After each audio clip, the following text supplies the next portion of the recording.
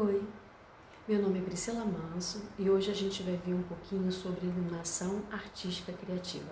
Esse é um projeto financiado pela Lei Aldir Blanc, através do Governo Federal e Secretaria Especial de Cultura, Prefeitura de Nova Iguaçu, Secretaria de Cultura de Nova Iguaçu e Fundação Educacional e Cultural de Nova Iguaçu.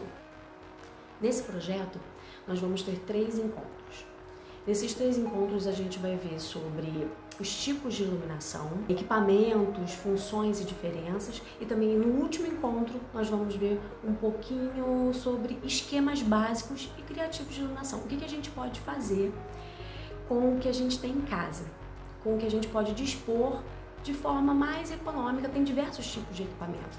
Nós vamos ver uma iluminação criativa, com o que a gente tem disponível dentro da nossa casa e também com alguns equipamentos profissionais. A iluminação, ela pode ser natural ou artificial. A iluminação natural é aquela que a gente pode dispor da luz do sol, da natureza, através de janelas, através de qualquer entrada de luz natural que a gente tenha próximo ao local onde a gente está gravando. E a luz artificial é todo outro tipo de iluminação, através de LEDs, abajures. Agora a gente vai ver um pouquinho sobre o estudo dessa iluminação através da arte. A luz, ela começou a ser mais bem elaborada, mais pensada, mais utilizada a partir do Renascimento, ali por volta do século XV, século XVI. Foi quando os artistas, cientistas, pesquisadores começaram a pesquisar sobre tridimensionalidade, perspectiva, reflexo, e eles buscavam uma iluminação perfeita. Eles queriam que a iluminação fosse difusa, fosse mais suave, ter degradês sutis, ser mais harmônica. A luz nesse período, ela era bem espalhada. Vamos ver agora o quadro A Santa Ceia de Da Vinci. Nessa obra de Da Vinci a gente pode observar que a luz ela é bem espalhada, ela é bem homogênea. Todo o quadro ele é bem iluminado. Existe uma janela atrás que também está bem iluminada pela luz natural que entra por essa janela, mas a frente do quadro, onde estão todos os personagens dessa obra, também está bem iluminado. As sombras são bem sutis. É como se todo ele tivesse uma luz por igual. Vamos ver um outro exemplo agora com Escola de Atenas, de Rafael Sanzio. Aqui na obra de Rafael Sanzio, a gente também observa a mesma coisa. O uso da perspectiva, o uso da tridimensionalidade, ele é bem aplicado. A pintura ela é bem centralizada e a luz também ela é bem espalhada, ela é bem homogênea. E isso a gente pode usar para o nosso dia a dia. Toda essa iluminação que foi pesquisada, tudo é utilizado hoje. Muitas fotos de casamento, muitas fotos, vídeos, utilizam desses conceitos e aplicam fazendo pequenas alterações para a gente poder dar um toque pessoal, fazer uma coisa um pouco mais criativa dentro dessa luz básica, que é uma luz bem homogênea, bem espalhada. Pode perceber na obra que a iluminação vai até o fundo da tela. Por mais que a gente não identifique ali nenhuma entrada de luz, mas todo o quadro, ele é praticamente iluminado por igual. Essas características do uso da luz, dessa forma homogênea, bem suave, bem espalhada, sem nenhum grande contraste de luz e sombra, a gente pode observar que ela é aplicada por praticamente todos os pintores, todos os artistas da época, né? Agora um outro exemplo é O Nascimento da Vênus, de Botticelli. Nesse quadro a gente observa a mesma coisa. O quadro tem uma luz suave, bem espalhada, os objetos, as figuras, os personagens principais são bem iluminados. Todo o quadro você consegue identificar todos os planos, as figuras são sempre muito bem posicionadas, tem muito uso da figura ser centralizada com os outros personagens em volta.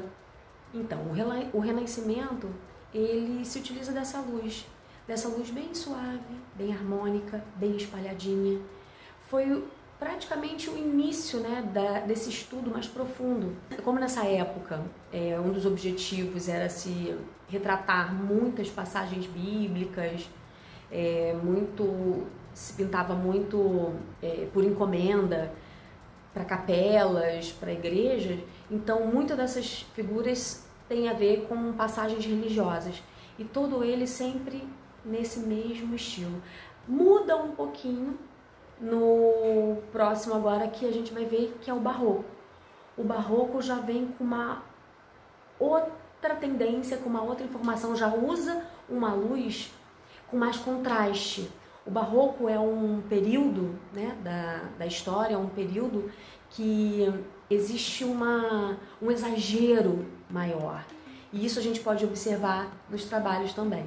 No barroco, a luz ela passa a ser mais presente.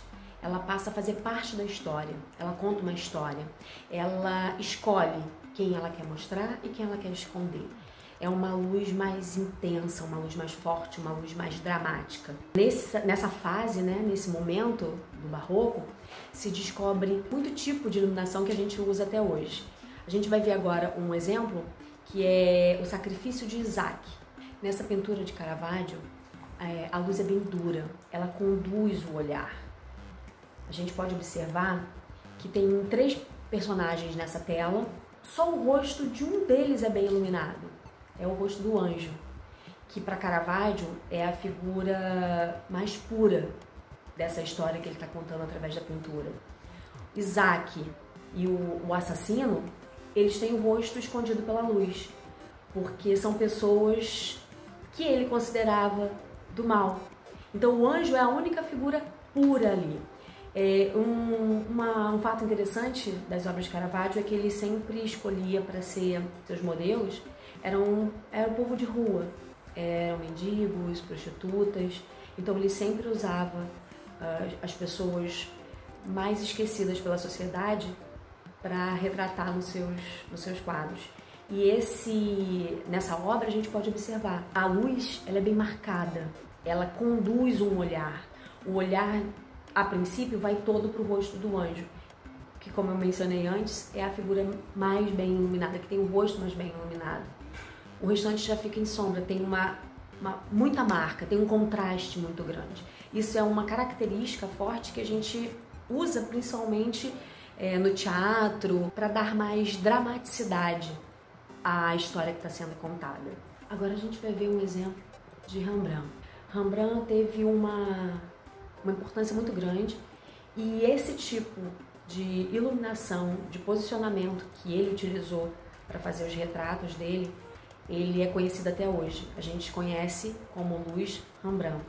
É uma luz posicionada a mais ou menos 45 graus do objeto que está sendo iluminado e ela faz um triângulo logo abaixo do olho do lado oposto da onde a luz está sendo iluminada.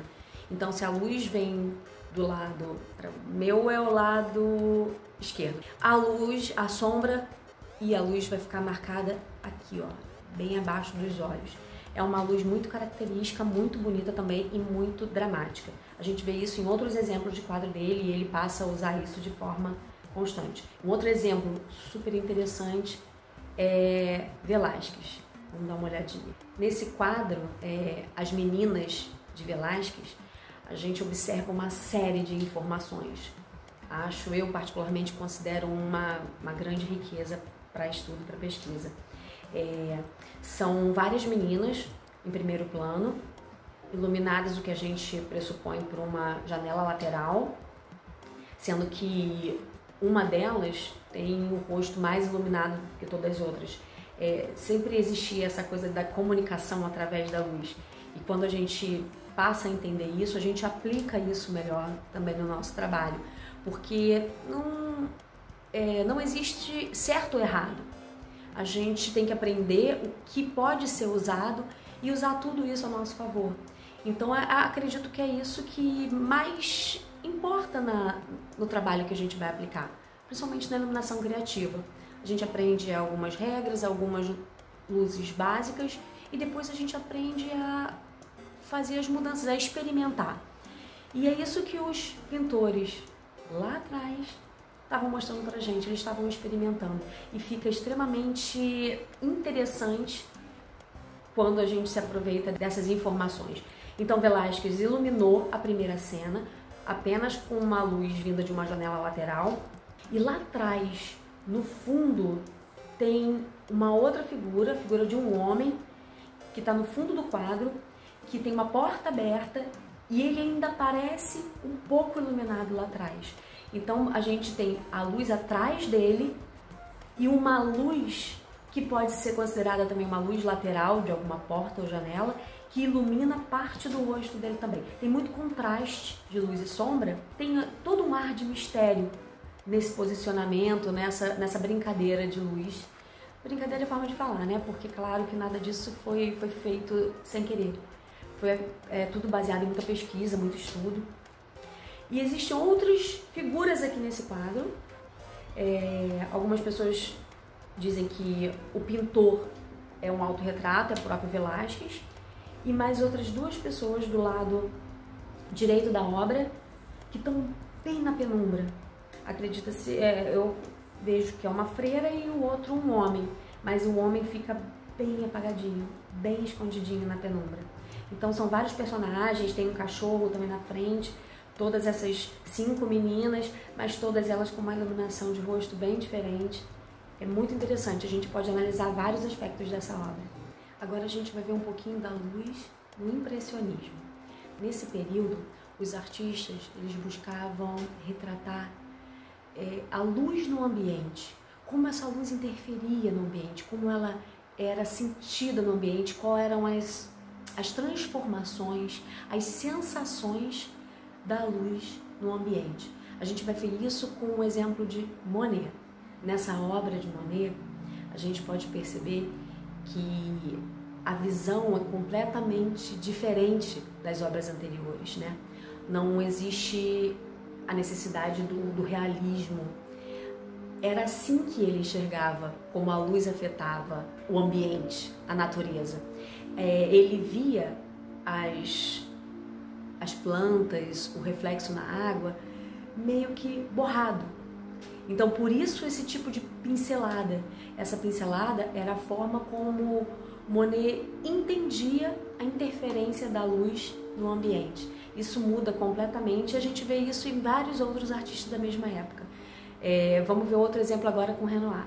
Essa é uma obra de Renoir e a tendência, as características são as mesmas seguidas por Monet também.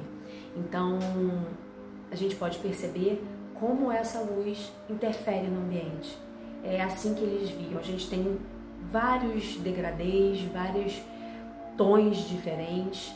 Aqui a gente tem mais um exemplo do impressionismo com Monet, nesse quadro com a moça de sombrinha, uma criança atrás.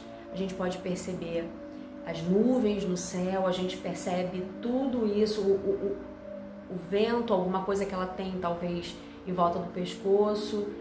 Tudo isso a gente consegue perceber, toda essa interferência do ambiente na figura que está sendo retratada. A sombra dela no chão, sobre as plantas, sobre a vegetação. A gente pode perceber vários nuances de cor, toda essa atmosfera da natureza, ela tá sendo representada, o vento, a iluminação, luz e sombra, o volume, a gente tem tudo isso aqui com uma visão diferente de como a luz interfere.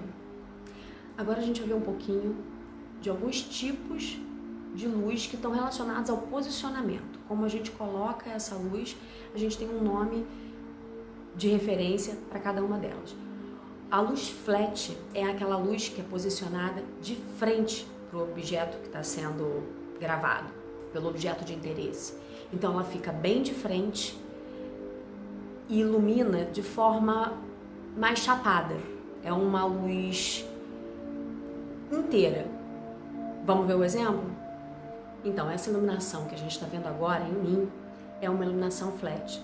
É uma iluminação feita diretamente de frente para o objeto e ela é uma luz bem chapada, é uma luz que não provoca sombras fortes, mas ao mesmo tempo também não dá muito volume. Então é uma luz que a gente pode aproveitar, mas a gente pode usar ela com outros recursos. Aí ela fica mais interessante, pode ficar mais criativa. Vamos ver um outro exemplo agora. Essa luz agora que a gente está vendo, ela é a luz split. Ela é uma luz posicionada a 90 graus, tanto à direita quanto à esquerda. Nesse caso, ela ilumina muito bem um lado do rosto e o outro lado já faz sombras mais pesadas, sombras mais fortes. Essa é uma luz que é considerada uma luz bem dramática. Então é a luz split. Ilumina a 90 graus.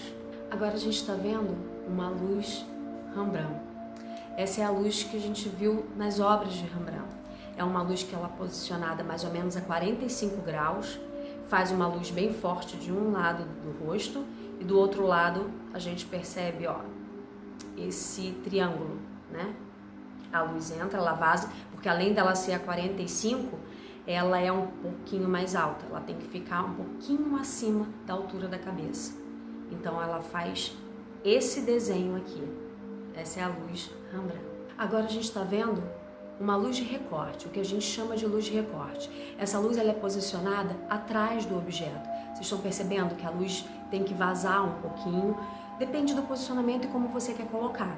Você pode colocar ela na lateral, atrás, mas ela faz um recorte entre o objeto que está sendo o ponto principal e o fundo. Então essa luz a gente chama de luz de recorte. Ela fica sempre atrás, mas ela pode ser posicionada um pouco angulada. Depende da tua intenção. Um outro tipo de iluminação é a luz de fundo. É a luz que você usa direcionada para o fundo. Então ela dá um destaque quando você quer, tem interesse que alguma coisa que esteja atrás do objeto também apareça no vídeo, na fotografia, nesse quadro que você está criando. Então a gente direciona aqui, ó. Como eu vou mexer aqui um pouco na luz para você ver a diferença, ó. Agora a luz está virada para mim e aqui a luz está virada para o fundo. Então essa luz virada para o fundo, você pode colocar ela dos dois lados. Eu estou colocando aqui só como um exemplo, mas a gente vai ver esses esquemas de iluminação no próximo encontro, tá bom? Essa luz, ela pode ser mais forte, pode ser colocada dos dois lados e também a gente pode usar um rebatedor para ajudar também. A gente vai ver isso. A outra luz é a luz que a gente conhece como luz de preenchimento. A gente tem uma fonte principal de luz, por exemplo, uma luz vindo de uma janela, pode ser ela natural ou artificial, ou uma luz de uma LED, a luz de um ring light, e a gente que está iluminando como aquela iluminação que eu comentei com vocês, uma luz Rembrandt. Essa luz, ela é posicionada a 90 graus, então eu fico com um lado bem iluminado, bem estourado, e o outro lado com sombra totalmente sem iluminação. Essa luz de preenchimento é justamente para isso, para dar uma suavizada nesse lado que ficou sem luz nenhuma. Eu vou mostrar o exemplo aqui para vocês, só que eu vou precisar de ajuda agora. Nessa iluminação aqui, eu vou dar um exemplo de luz de preenchimento. Eu estou usando uma luz split na lateral, 90 graus, que forma essa luz bem forte, bem marcada, bem dramática. E aí eu vou usar um rebatedor para dar uma suavizada e rebater essa luz no meu rosto nesse lado de cá. Percebe a diferença? Dá para perceber? Sem o rebatedor, com o rebatedor. Sem o rebatedor, com o rebatedor. Dá para perceber, né? Então a gente pode usar essa luz como uma luz de preenchimento. Você não tem uma fonte para iluminar os dois lados, então a gente usa uma fonte de um lado só e um rebatedor do outro que dá essa suavizada. Não fica com a mesma intensidade porque essa é a intenção, mas dá mais volume e ilumina um pouquinho melhor o lado oposto da direção da luz. Então esse foi o nosso encontro de hoje, nesse primeiro encontro. Fazendo um resuminho aqui rápido, a gente viu tipos de iluminação e no próximo encontro a gente vai ver equipamentos, funções e diferenças. Aí eu vou mostrar para vocês esses esquemas aqui dessas luzes montando, a gente montando, e com o que a gente pode fazer essas luzes com o que a gente tem em casa ou com equipamentos que sejam de baixo custo para poder a gente aproveitar. Eu adoro aproveitar e criar, fazer algumas gambiarras, algumas invenções caseiras para a gente poder ter um baixo custo, mas um resultado eficiente. Eu sou da opinião de que pouco para fazer muito. Então a gente se encontra no vídeo 2. Obrigada pela presença de vocês.